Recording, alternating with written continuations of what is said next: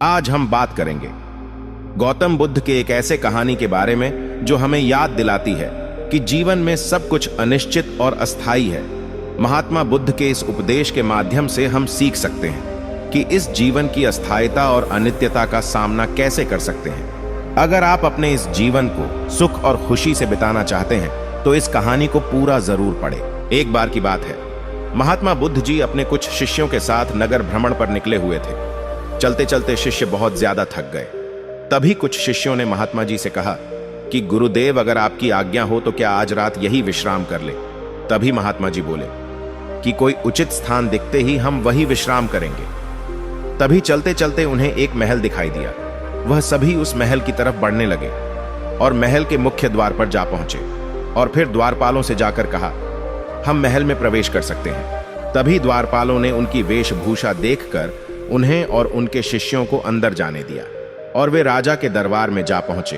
तभी राजा ने बड़ी विनम्रता से कहा कि मान्यवर, हम आपकी क्या सेवा कर सकते हैं। तभी महात्मा जी ने कहा कि हे राजन, क्या हम आज रात आपके महल में विश्राम कर सकते हैं। तभी राजा ने क्रोधित स्वर में कहा कि यह मेरा महल है, कोई विश्राम स्थल नहीं है। तभी इस बात पर जवाब देते हुए महात्मा जी ने कहा कि अच्छा ऐसा है।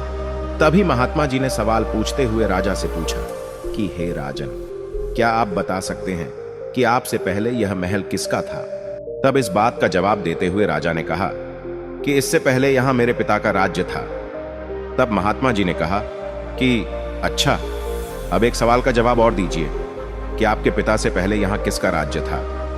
तब राजा ने गुस्से में तिल मिलाते हुए कहा कि आप यह कैसे सवाल कर रहे हो। मेरे पिता से पहले यहां मेरे पिता के पिता अर्थात मेरे दादाजी का राज्य था।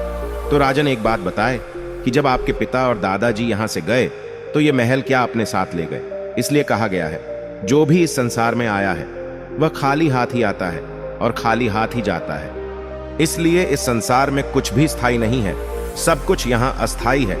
महल दुमहाले सब कुछ यहाँ विश्राम स्थल है। कहीं भी कोई निजी पुरुष अपने साथ अपनी निजी जमी जायदाद नहीं ले जाता। ये सब बातें सुनकर राजा को अपनी भूल का एहसास हुआ और वह बोला कि हे महात्मा जी, हमसे बहुत बड़ी गलती हो गई, आप हमें क्षमा कर दें। आप सभी से हमारी विनती है कि आप सभी कुछ दिन यही रुके और हमें सेवा सत्कार का कुछ मौका दें। तभी महात्मा जी बोले कि हे राजन, हमें केवल आज रात ही यहाँ आश्रय चाहिए और फिर सुबह होते ही हमें निकलना होगा, क्योंकि दूसरे नगर में हमारा प्रवचन है। तभी राजा ने अपने सैनिकों को आदेश दिया कि महात्मा जी को आदर सत्कार के साथ महल में ले जाया जाए और उनके जलपान की व्यवस्था भी की जाए। तब बड़े आदर से महात्मा जी को महल में रुकाया गया। तो हमें इस कहानी से यह शिक्षा मिलती है कि इस संसार में सब कुछ नश्वर है, कुछ भी हमारा नहीं है। लोग इतनी मोह माया करते हैं, लेकिन यहां कुछ भी स्थायी नहीं है।